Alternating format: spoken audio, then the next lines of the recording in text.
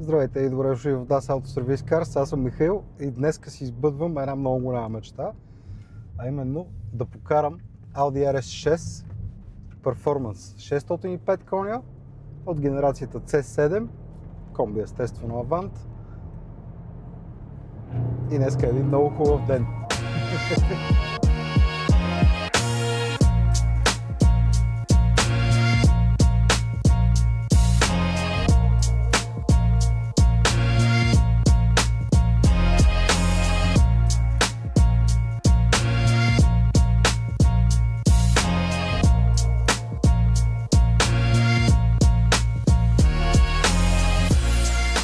Колата е оставена за продажба при нас от един изключителен педант. Изцяло керамично покритие има отвън, в този прекрасен син цвят Аскари. Направо блесва на такова хубаво слънчево време. И вътре също нещата са много добре поддържани. Няма абсолютно никакви признаци, че този автомобил е шофиран. Но той не е с много голям километраж, въпреки че е 2017 година.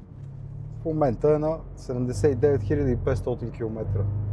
Което е, според мен, смешно за такъв расов автомобил. И наистина е расов. Тези 605 коня от това битурбо V8 просто е феноменален автомобил. Абсолютно първите ми впечатления с първите метри, които направих, е, че под теб се усеща много сериозна мощност, първото което е. Второто което е, очаквах колата да се усеща доста по-тежка. Но това изобщо не е така. Просто тук много ме обори. Усеща се много повратлива, много маневрена и много забавна. Просто има страшно много агресия в нея.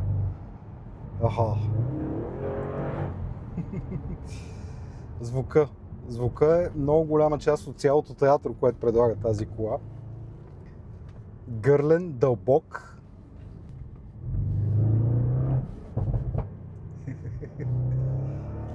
При пускане от гъста имаме много сериозно припукване, което също много допринася до целия фън с колата. Това мога да го правя цял ден. Дай, пусни, дай. Много е яко. Освен, че върви и спира. И то спира много сериозно, защото е такива керамични дискове. И просто е феноменално спирането. Както видяхте, направо ми извади очите от лицето, от орбитите. Наистина много сериозна машина, която става за абсолютно всеки ден. Бих я ползвал като основна кола, за да може всеки ден, като ставам за работа, позагрея мотора малко и се пусна по пътищата да чувам тия прекрасни симфонии от звуци, усещания. Наистина е...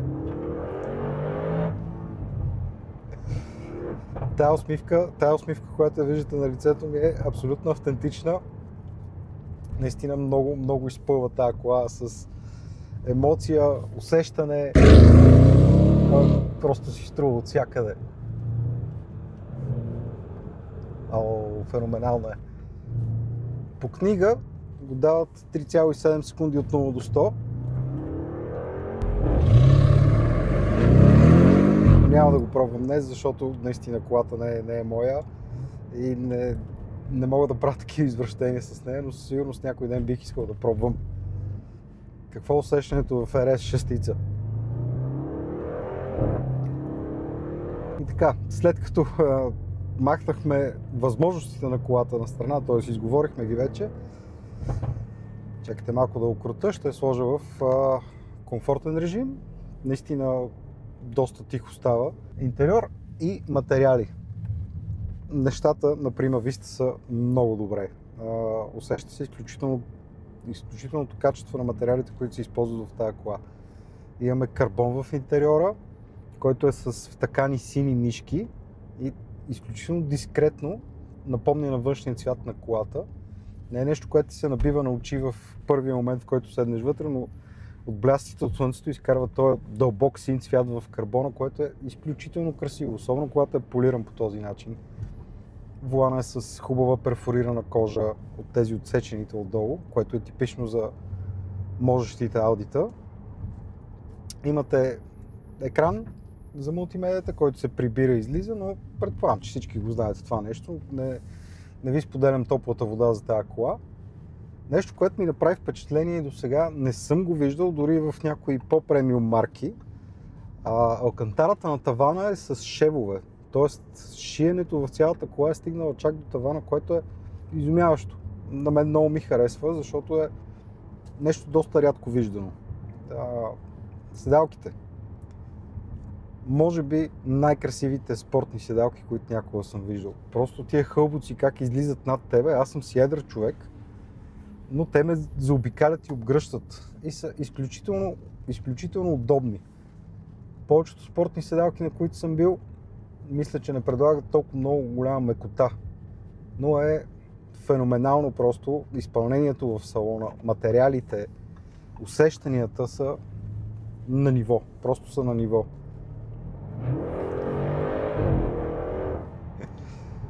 Боже, това опияняващо е просто. Возията, както може да се очаква, е стегната. Имате няколко режима на работа на автомобила, което е нормално. Комфорт, ауто, автоматично си настройва всичко. Динамик, наостря колата на максимум.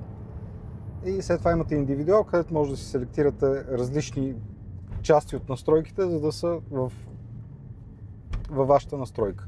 Тоест, примерно, ако искате кутията да е малко по-бърза, окачването да е малко по-твърдо, но пък колата да не е толкова шумна, т.е. да не отваря клапана, може да си го настроите по този начин, за да ви е приятно. Нещо друго, което също много ми допада тук е, че колата е с аналогови уреди. Напоследък всичко стана дигитално, трябва да имаш екран тук, трябва да имаш екран там, тук, там. Няма нужда. За какво? Какъв е смисъла? Две стрелки, едната ти показва кога си в лютеницата, другата ти показва с колко голяма скорост се приближаваш към адреналина, който може да предложи тази кола. Просто е изумително. Сини шевове навсякъде. Комбинацията синьо отвътре с външния цвят аскари, който си повтарям няколко пъти, че се казва така, е просто един път. И нещо, което ми прави впечатление, когато проверях RS6-ците в нашото родно мобиле, е, че повечето са с черни детайли отвън, а тук нещата са доста по-различни. Всичките акценти на колата са сиви, която от една гледна точка според мен не я прави толкова агресивно изглеждаща, въпреки че тя си има агресивен фасон. Фейса е агресивен определено. Газа е дебел тлъст и диктуваш нещата. Тоест, като видиш RS6, знаеш, че виждаш RS6, просто защото имаш такава задница, двата големи овални кюнеца, такива баници отзад се виждат. Просто радва окото, радва душата и като й дадеш газ, радва абсолютно всички сетива, които са ти останали. Уши, очи, дори газът ти се кефи на цялата тази композиция на автомобила. Сега, ясно е, че няма да го карам много агресивно, пак повтарям, не е моя колата. Чел съм, гледал съм, че малко страдат от недозавиване. Може и така да е. Аз няма да споделя моето мнение в случая, просто защото съм докарал до такава степен, че да видя дали се случва това нещо. Керамиката е готина. За момента още скърца, защото е студена. От лекото пускане в няколко кръгави мога да усетя, че колата споделя какво очакваш, какво се случва с нея, т.е. шасито е изключително уточнено и дава много хубав фидбек. Но друго, което ми направи впечатление е, че волана е доста маневрен с ниска скорост, но в момента, в който почнеш малко да дигаш скоростта, се втвърдява и става доста по-бърз. Тоест, рейката е с изменение на завиването си. Изключително маневра на бавна скорост, може много да го въртиш волана, но в момента, в който почнеш да се движиш бързо, нещата са много резки. Наистина са много резки. И все пак, това е Audi Avant Combi. Тоест се предполага, че може да бъде семейен автомобил. Багажникът е огромен, отзад има много място, седалките също са спортни и така като гледам в средата няма да е много комфортно, то даже не е и седалка там, но две места отзад, хората, които ще пътуват с вас, ще бъдат в много хубав комфорт. 4-зонов климатроник има, подгрев на седалките отзад, така че няма нито да им е студено зимата, нито ще им е горещо лятото с климатроника. От към екстри всичко има, наистина. Сляпа зона, дистроник, аварийно спиране при Sense Audi, 4-зонов климатроник, подгрев на седалките отпред, отзад, настройват се на 1000 различни посоки, пера имате на скоростната кутия, панорамен покрив, отваряем, наистина много неща. Да, Bose музика, много приятно озвучаване има колата, така че някой път, ако ви писне да слушате тътена на мотора, което съмнявам, че някога ще стане, аз лично не бих си пуснал музика тук никога, но както и да е. Има всичко, наистина има всичко. Цената, разбира се, ще видите в обявата, която пък ще видите в описанието на видеото. Наистина много пазен автомобил.